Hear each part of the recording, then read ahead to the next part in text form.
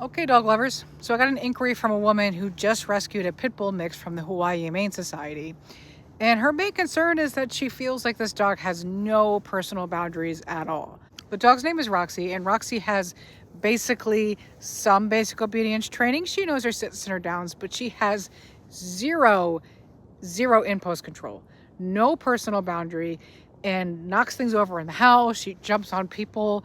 She also, when she gives you a kiss, she'll nick your face a little bit with her sharp teeth. Now, coming from somebody who had a pit bull for 14 years, and also I've trained all kinds of dogs, all the bully breeds, all the working dog breeds, all of them.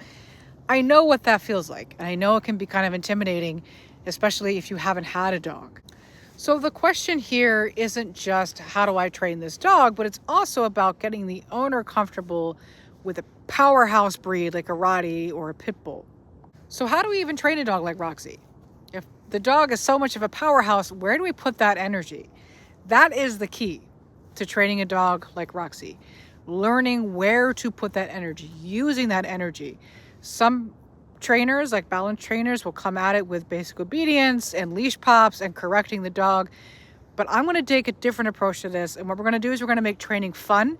We're going to make it a game, and we're going to learn how to use that energy instead of controlling that energy. The sun is starting to set, and I feel like I've done enough talking. But if you have a powerhouse breed and you want to learn a little bit about how to properly train them, stay tuned, because we're going to have a lot of fun in these training sessions.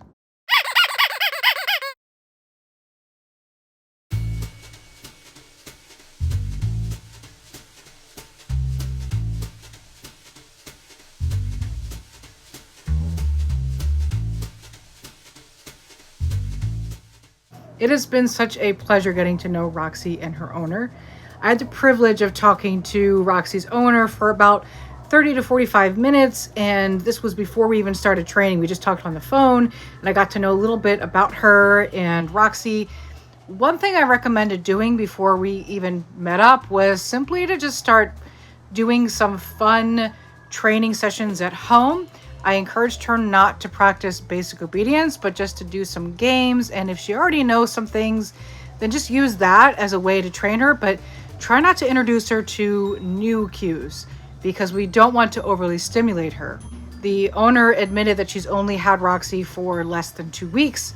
So I told her to hold out until I meet her to even introduce her to any new cues. The owner was cool enough to even send me a little clip of her training and doing some fun exercises at home and playing with toys. Roll over.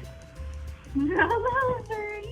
Yes, good girl. Girl, yes, good weight. Good girl. You roll over. Yes, good roll over. When I walked into her apartment, I wasn't expecting it to be this good, though. I gotta say, I'm very, very impressed by Roxy and her owner thus far. Roxy didn't jump on me at all. In fact, she just kind of got really excited, and then she went to her little bin of toys, and she used those toys to manage her energy, which is really what we want to do. We want to learn how to use energy like Roxy's and not just dismiss it. Now, when it comes to a dog like Roxy, it's crucial that we make training fun and exciting for her. Although I do think that that's probably important for all dogs, but especially for a dog like Roxy, because Roxy is, again, a powerhouse. She's a lot of energy, and she's very, very smart. She's going to be bored by your doing basic obedience and doing sits and downs. She's going to be very bored by that.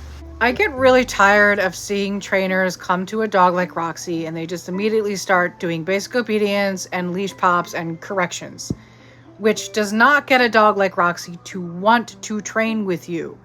Dogs should want to train. They should want to learn and make learning fun and exciting. And I promise you, they will be on their best behavior every time you do a training session. So how do you make training fun for a dog?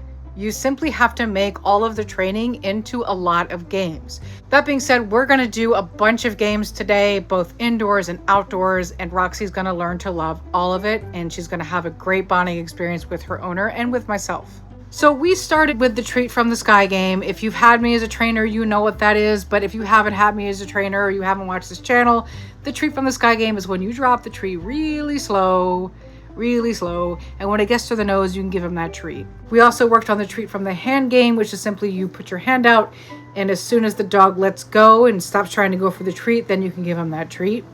Now, one thing the owner mentioned is she doesn't think that her dog knows her name, which is probably accurate because, again, she hasn't had this dog for that long. So she probably does actually not know her name.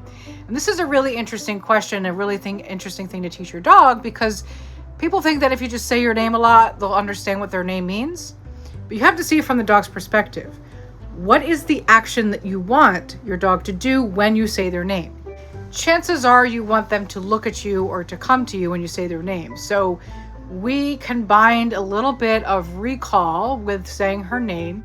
Roxy! She's like, I'm good over here. Roxy! There we go. This game was a little bit harder for the owner because, again, Roxy did not know her name. But I think the owner did a great job at staying persistent and making a big deal about her coming to her, acting silly, and making it a big party, which is usually what I recommend when your dog comes to you. Roxy? Yes! Good girl! Good job! Good girl! Now, towards the end of our session, we worked on leash walking, which I don't usually recommend for dogs that that you just got or just adopted. But in this particular case, since she had already done a lot of work in the past week, I think it would be good and beneficial just to go on a walk for her. But we're still going to keep this about games. We're not going to do any complicated leash exercises this early in the game.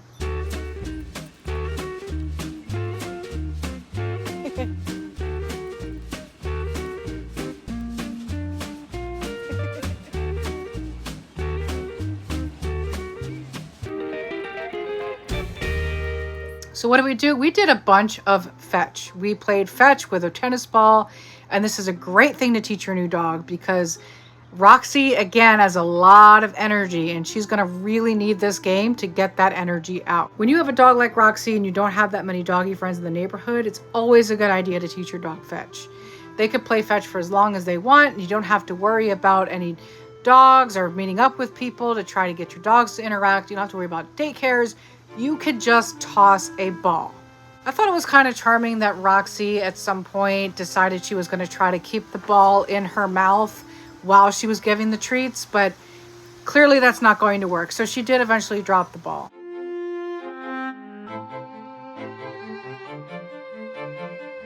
I think that moving forward, I think that Roxy and her owner are going to do just fine together, and they're going to make a lot of progress.